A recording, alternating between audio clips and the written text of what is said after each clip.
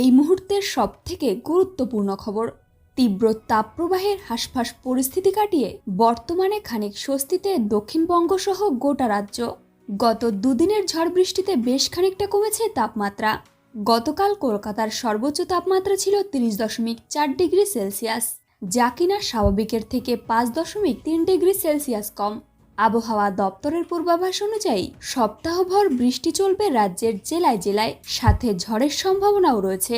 আপাতত আগামী শনিবার পর্যন্ত কলকাতা সহ দক্ষিণবঙ্গের জেলাগুলিতে হালকা থেকে মাঝারি বৃষ্টি চলবে, সাথে বজ্রবিদ্যুৎ সহ ঝড় বৃষ্টির সম্ভাবনা রয়েছে এবং এর সাথে দোসর হতে পারে ঝোড়ো হাওয়া।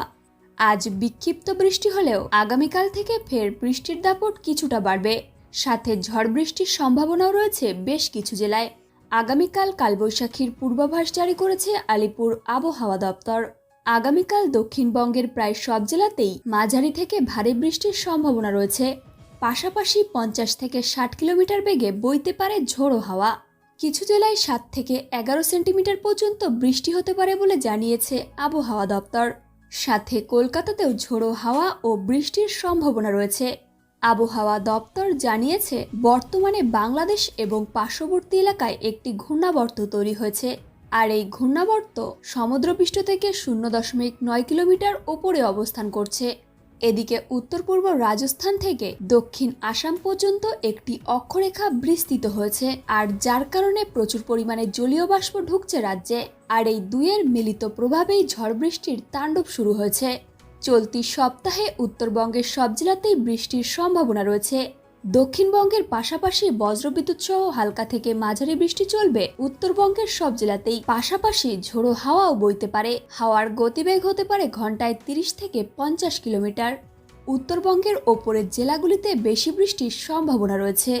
আজ পূর্ব মেদিনীপুর, উত্তর ও দক্ষিণ 24 পরগনা জেলাতে 7 থেকে 11 সেন্টিমিটার পর্যন্ত ভারী বৃষ্টি হতে পারে।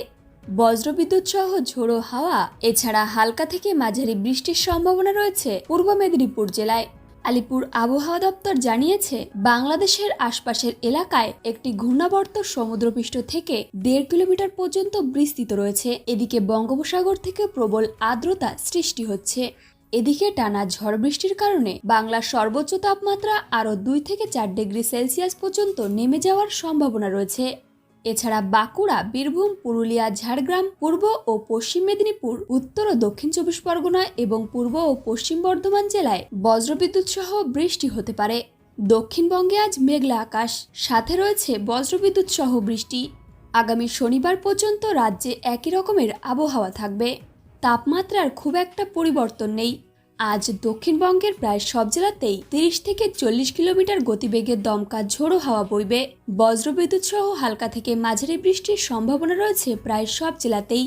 তবে আগামীকাল বৃষ্টির পরিমাণ ধীরে ধীরে বাড়বে। পূর্ব ও পশ্চিম মেদিনীপুর এবং দক্ষিণ 24 পরগনা জেলায় ভারী বৃষ্টির সতর্কতা রয়েছে। সাথে কালবৈশাখীর মতো পরিস্থিতি তৈরি হতে পারে উত্তর 24 পরগনা, দক্ষিণ 24 পরগনা, বীরভূম, মুর্শিদাবাদ এবং নদিয়া জেলায়। বিক্ষিপ্তভাবে হালকা থেকে মাঝারি ধরনের বৃষ্টি এবং সাথে 60 কিলোমিটার গতিবেগে দমকা ঝোড়ো হাওয়া বইতে পারে।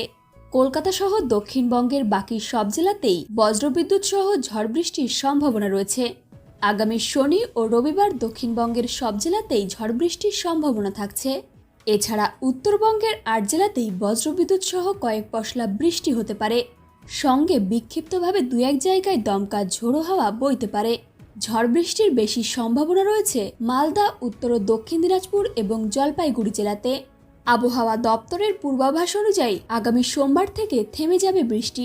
বাতাসে এই মুহূর্তে থাকা জলীয় বাষ্প বৃষ্টিপাত ঘটানোর পরে সোমবার থেকে কিছুটা শুষ্ক হবে আবহাওয়া। এরপর মঙ্গলবার থেকে তাপমাত্রা বৃদ্ধির পূর্বাভাস রয়েছে, আর তারপর ফের বুধবার থেকে শুরু হবে আবার গরম।